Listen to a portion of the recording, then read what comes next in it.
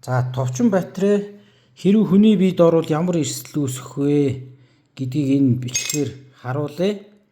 За дэлгэрэнгүй үзээд мэдээлэл аваарай. За товчон батарей сосиск хутга. За юу хийх гэж вэ гэхээр энэ товчон батарейг ер нь бол нөгөө интернетээр ингээ харахаар нөгөө эмчнэр ялангуяа мэрэгжлийн эмчнэр бол товчон батарей шиг одоо маш эрсдэлтэй юм байхгүй. Хүүхдүүд, жоохон хүүхдүүд гэж байна. Тэр нөгөө залгичаар айгүй эрсдэлтэй. Тэгээд хүний биед яг ямар хөө нөлөө үзүүлдэг вэ? Залгичуул гэдгийг нь энэ сосискэн дээр нэг харуулъя. Туршиж үзье гэж бодож байна. За ингээ орхичээ. Тэгээд маргааш өглөө би харуулчих. Тэгээд сайн дуурайд байсан. Юун дотор уутан дотор хийцээ нөгөө чийг нь алдвал болохгүй гээд тэгсэн чинь хардаа ингээд харлж шүү. Тэг маргааш харъя. 10 гаруй цагийн дараа болцсон. За ингээд нэлээд харалцсан бооз. За энэ нөгөө өчигдрийн туршилт хийсэн. За энэ ямар өчигдөр туршилт байсан бэ гэхээр мах одоо хүний биеийг л төлөвлөж байгаа юм л да. Одоо энэ сосисктэй. За энэ дотор нөгөө нэг энэ товчон батарей гэж ярьдаг те. Батарей хэрвээ ямар нэгэн байдлаар санамсаргүй ингээд хүүхд залгичвал хүний биед ороод ямар нөлөөтэй байх юм бэ гэдгийг харуулж байгаа. За тэгээд мэдээж энгийн бол ингэж харагдчихэ те. Ийм бүр ингээд нефт яасан ба шүү дээ. Гарсан ба шүү. Тэгэхээр энгийн байхад зөвхөн ингэж харагдчихэв.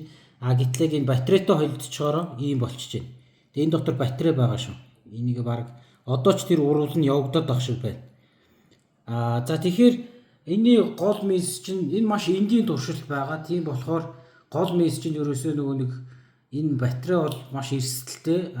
Яг нөгөө 103-ийн эмчнэр за Монголч бас мэдчихэж байгаа бах тий. Америкт ч юм уу гадны орнуудад бол энэ хамгийн том хүүхдүүдэд анхааруулдаг, хамгийн их санаа зовдөг гол эрсдлүүдийн нэг нь энэ байгаа. Тэгээ энэ ерөөсөө хүний бие рүү орлоо.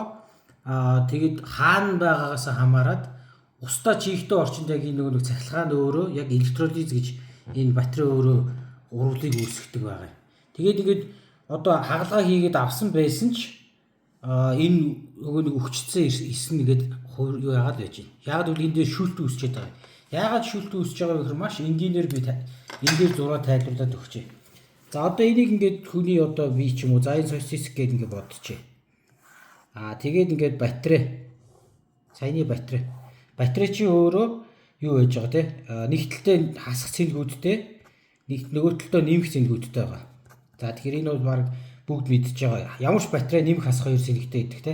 За тэгэнгүүт яадаг вэ гэхээр энэ дээр шингэн зүйл буюу одоо жишээ нь H2O гэдэг ус шүү дээ те. Энгийн бидний шүүс одоо хотод нь байгаа шингэн ч юм уу те. Эдгээр ерөөхдөө бүгд дандаа усан суурьтай байгаа. Тэгэхээр энэ яадаг вэ гэхээр энэ батарей ерөөсөө энэ усыг задлаад электролизд оруулцдаг.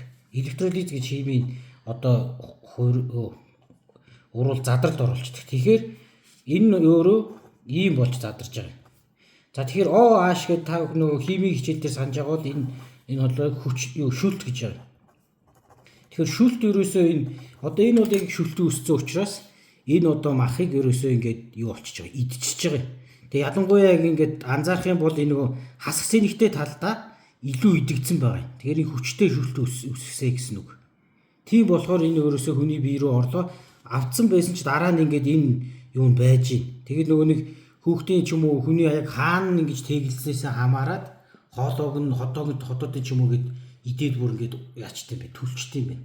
Тэгэхээр энийг мэдээж нөгөө батарей бол мэдээж хүний амьдралд хэрэгтэй зүйл. Гэхдээ яг энэ эрсдлийг нь маш ингээд магадгүй хүүхдүүддээ ингэж яг харуулад ийм эрсдэлтэй шүү. Тийм болохоор бити идэрээ гэд тайлбарж өгөх хэрэгтэй байх. Урьдчилан сэргийлээд гар хөлөнд хүрхээргүй газар тавих хэрэгтэй байх.